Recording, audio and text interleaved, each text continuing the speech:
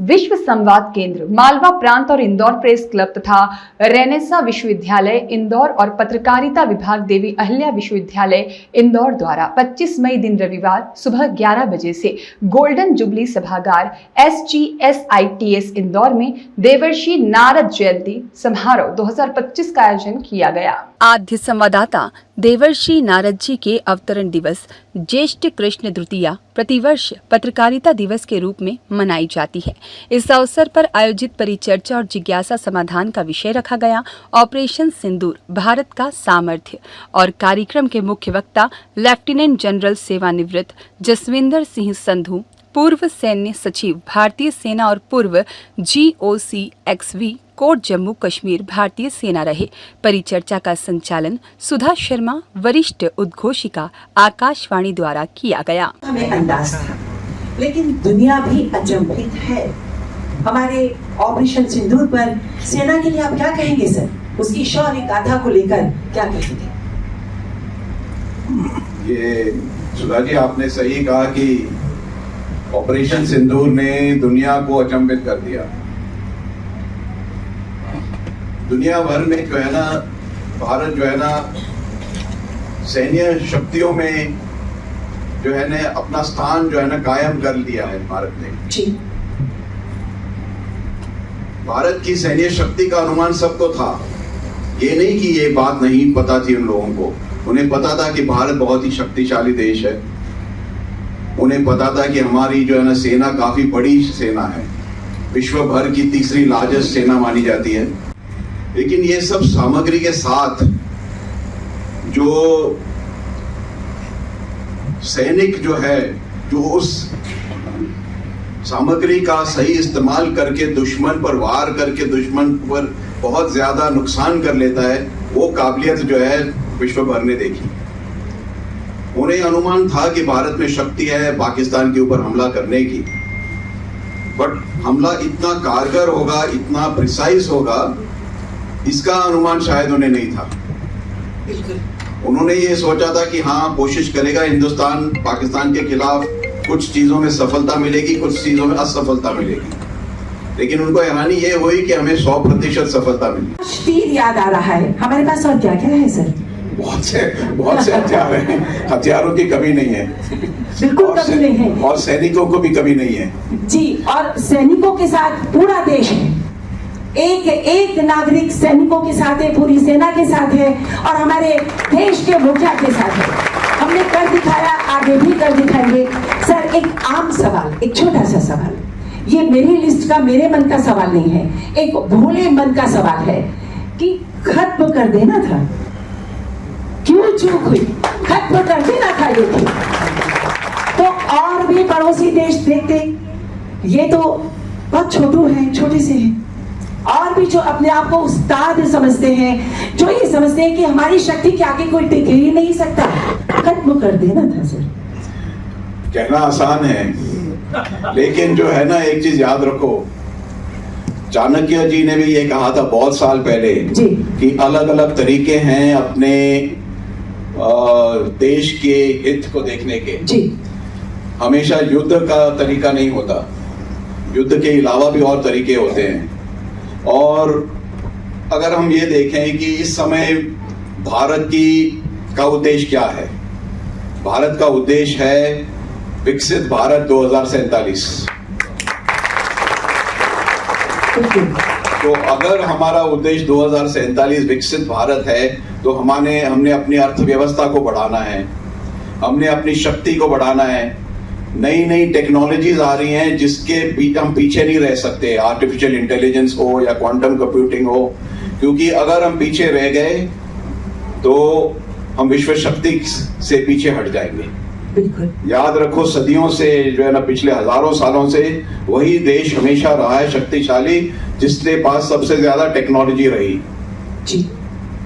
पहले मुगलों के पास ज्यादा टेक्नोलॉजी थी, हम लोग कम पड़ गए। फिर अंग्रेजों के पास और यूरोपियन लोगों के पास टेक्नोलॉजी पहुंच गई, वे ऊपर हो गए। अब वक्त है कि हमें अपनी टेक्नोलॉजी आगे लेके जानी है और ग्लोबल स्टैंडर्ड तक पहुंचना है। तो अगर हम अपने आप को डाइवर्ट कर लें युद्ध की तरफ, तो हमारे विकसित भारत वाली यात्रा जो है या कदम जो है थोड़े से स्लो हो जाएंगे,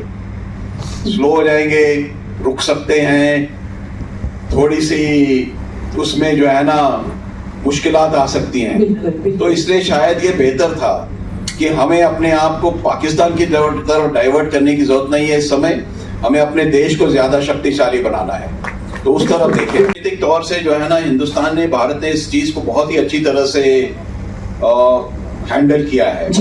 जैसे देखो, भारत जो है एक देश है जो बाकी देशों के साथ मिला हुआ है। अमेरिका के साथ अच्छे संबंध चल रहे हैं। अगर अमेरिका की तरफ से जो है ना प्रेसिडेंट डोनाल्ड ट्रंप से, वाइस प्रेसिडेंट से ने बात की, मोदी जी से, उसके अलावा उनके जो लीडर्स वगैरह ने बात की, उन्होंने थोड़ा सा ये कहा कि ओके अभी आप लड़ाई बंद कर दो, आपने जो है ना दे दिया इनको, तो जरा रोक लो। तो अगर भारत ये कहता नहीं हम आपकी बात नहीं मानेंगे तो कूटनीतिक तौर से हमें थोड़ी सी मुश्किलात हो जाती। बिल्कुल। लेकिन भारतीय कूटनीति अच्छी थी कि हमने कहा ओके उनकी बात मान लेते हैं, क्योंकि हमारा मकसद और इरादा ये नहीं था कि हम लंबी लड़ाई लड़ें।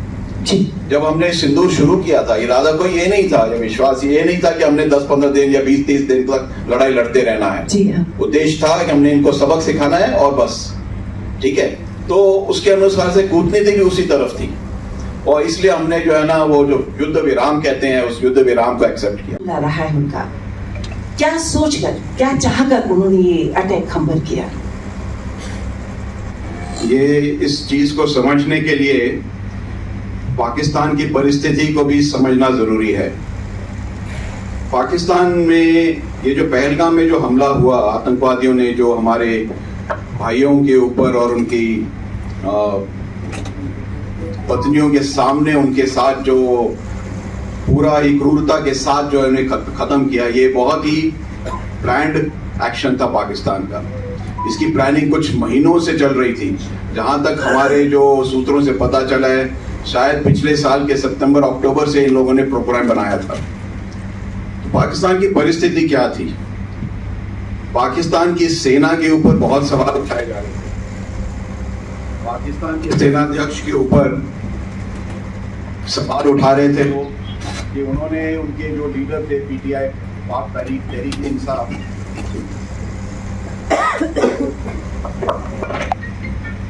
जो वॉल्यूम कम करना, इमरान खान उनके लीडर थे पाक तहरीक इंसाफ के, उसको उन्हें जेल में डाला था। पूरा आंदोलन चल रहा था पाकिस्तान में कि पीटीआई के लोग जो है ना इस्लामाबाद की तरफ मोर्चे लगा रहे थे। पाकिस्तान की सेना के ऊपर दबाव बहुत था।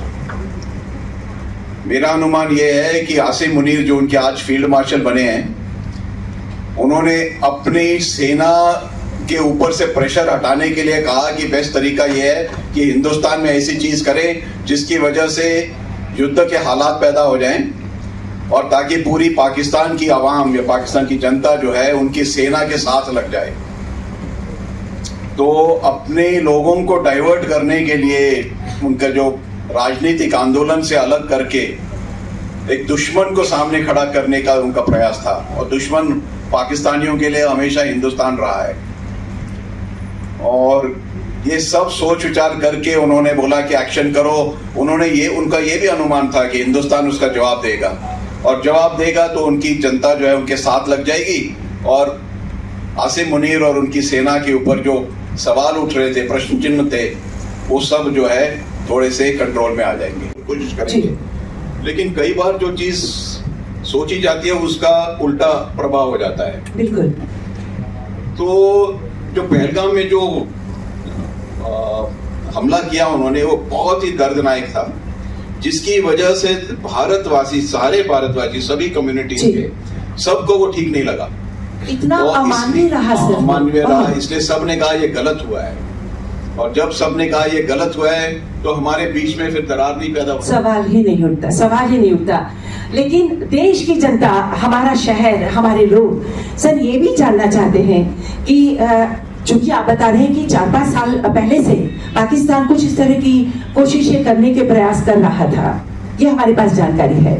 तो क्या हम उस समय से बिल्कुल तैयार थे कि इस तरफ से कोई एक्शन हो और हम दुनिया को और पाकिस्तान को दिखाएं कि हम क्या हैं, हमारी सेना क्या है? हाँ, ये जो है, अगर आप देखो पिछले 20-30 सालों में पाकिस्तान ने कई बार हिंदुस्तान के ऊपर जो है ना आतंकवादी हमले किए हैं।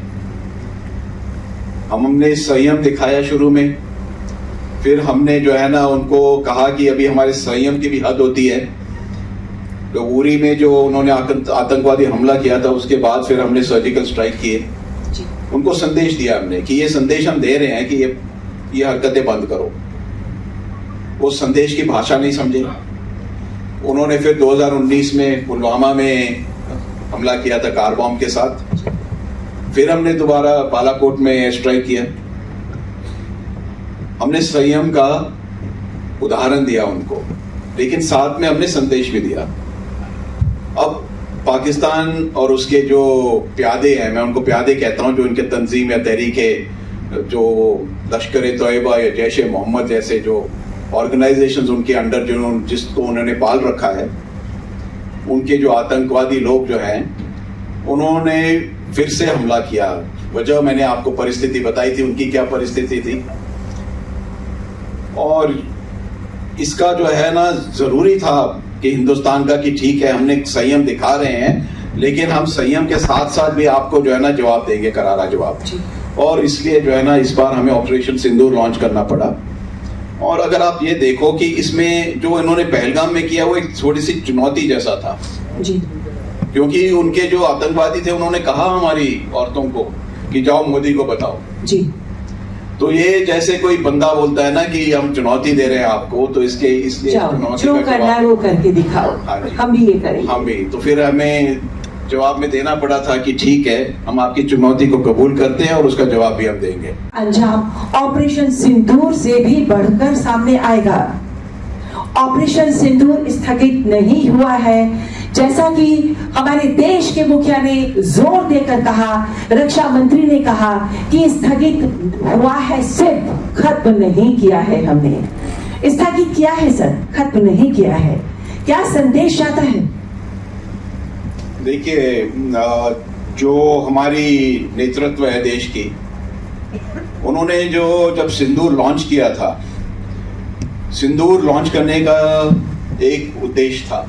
वो उद्देश्य था कि जिन आतंकवादियों ने नुकसान किया है, हमने उनको तबाह करना है।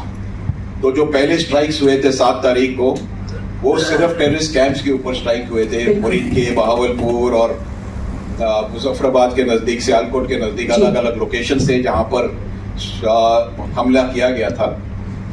और उसके बाद हिंदुस्तान ने क्लियरली कहा था, भारत के नेतृत्व ने कहा था कि हमने सिर्फ टेररिस्ट कैंप्स को मारा है। अगर आप चीज को बढ़ाना चाहते हो, अगर आप लड़ाई को बढ़ाना चाहते हो, ये अब हमारा इरादा नहीं है लड़ाई बढ़ाना। हम सिर्फ जो है ना, हमने अपना बदला लेना था, वो ले लिया है। लेकिन फिर पाकिस्तान ने उस लड़ाई को बढ़ाया जी। अगली रात को उन्होंने भी हमले करने की कोशिश की। बहुत से ड्रोन्स उसने हिंदुस्तान में भेजे, मिसाइल्स फायर किए हिंदुस्तान की तरफ। लेकिन हमारी जो है ना एयर डिफेंस जिसको कहते हैं, बहुत ही सक्षम थी, बहुत ही कमाल की थी। उन्होंने सारे ड्रोन मिसाइल्स अटैक्स को जो है ना विफल कर दिया। बिल्कुल। और उसके बाद फिर ये जो है ना लड़ाई का इरादा भारत का ये नहीं था कि हम इसको लड़ाई को बढ़ाएं। इसलिए जब हमने ये पॉज दिया मौका 10 तारीख को, क्योंकि रणनीति भारत की ये थी कि हम सिर्फ एक स्ट्राइक करेंगे और पैगाम देंगे, संदेश देंगे, ठीक है। रणनीति ये नहीं थी कि हम एक लंबा युद्ध करें। बिल्कुल। तो इसलिए जो है उस समय, लेकिन जो है ना पूरी जनता जो है, भारत की जनता चाहती थी कि हम और युद्ध को बढ़ाएं। जी बिल्कुल। ये चाहत को नजर में रखते हुए नेतृत्व ने ये कहा कि ओके, हमने सीज फायर नहीं किया, हम सिर्फ अभी एक पॉज दे रहे हैं, एक क्या कहते हैं मौका दे रहे हैं पाकिस्तान को कि अपने इन प्यादों को जो है ना कंट्रोल में लाएं और आतंकवादी हमलों को बंद करें। लेकिन अगर पाकिस्तान ने आतंकवादी हमले कंटिन्यू किए, जारी रखे, तो फिर हम दोबारा युद्ध करने के लिए तैयार। सर हम तो तैयार थे सर, हमने तो बताया था, हम माने हुए थे कि हमें सिर्फ आतंक को खत्म करना है, हमें सिविलियंस पर अटैक नहीं करना है। तो अमेरिका क्यों बीच में आया सर? हम तो समझे हुए थे, सुलझे हुए थे। हमारे अनुसार से जितने भी सूत्र हैं उन्होंने भी ये इंडिकेशन जो दिया है कि पाकिस्तान ने अमेरिका को गोहर लगाई। जी। पाकिस्तान के ऊपर इतना नुकसान हो गया था 10 तारीख की सुबह 2:30 बजे से लेके जो एयर बेसिस के ऊपर उनके हमले हुए, इंडियन वायुसेना ने हमले किए और ब्रह्मोस मिसाइल से हमने हमले किए। तकरीबन 2:30 बजे से लेके दोपहर के जो है ना 12 साढ़े 12 बजे तक 10 घंटों के अंदर उनके 9 एयर बेसिस में जो क्षति पहुंचाई गई उससे पाकिस्तान हिल गया था।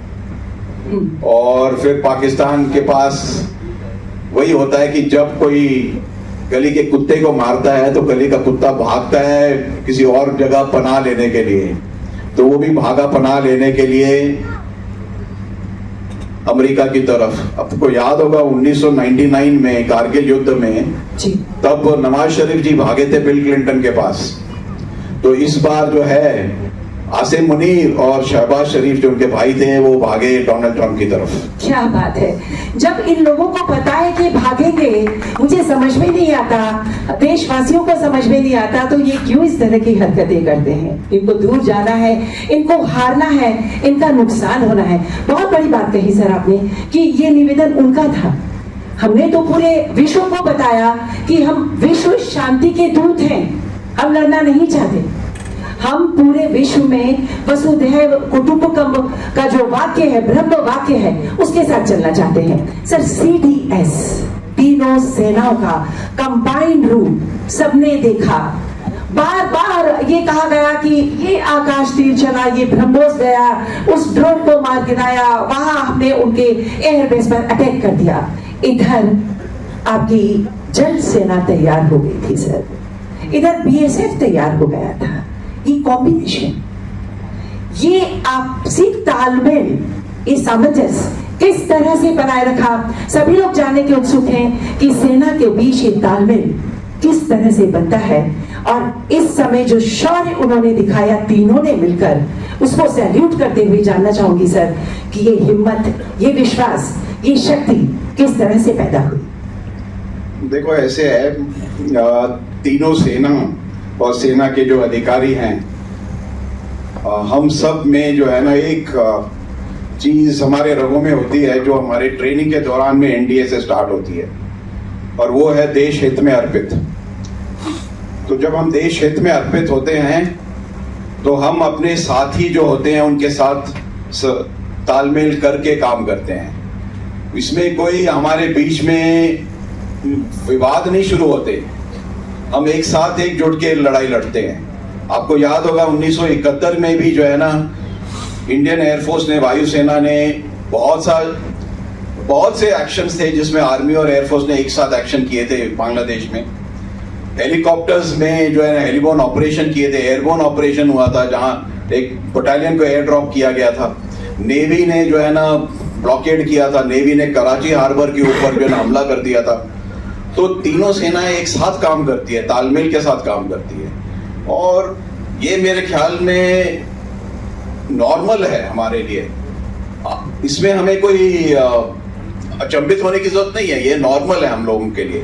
हम एक दूसरे के साथ, हम सब वर्दी वाले हैं, हम सब वर्दी वाले एक साथ काम करते हैं। तो जब मकसद एक है, इरादा एक है, उद्देश्य एक है, तो फिर कोई वजह नहीं है कि हमें एक दूसरे के बीच में दरार या अनबन पैदा करना। ये जो है एक कूटनीतिक कदम उठाया गया है जिसमें जो है हमारे सभी पार्टीज़ के लोग जो है ना विदेशों में जाके भारत की जो एक्शन लिया है उसके बारे में बताने और क्यों लिया एक्शन इसके बारे में बताने गए हैं।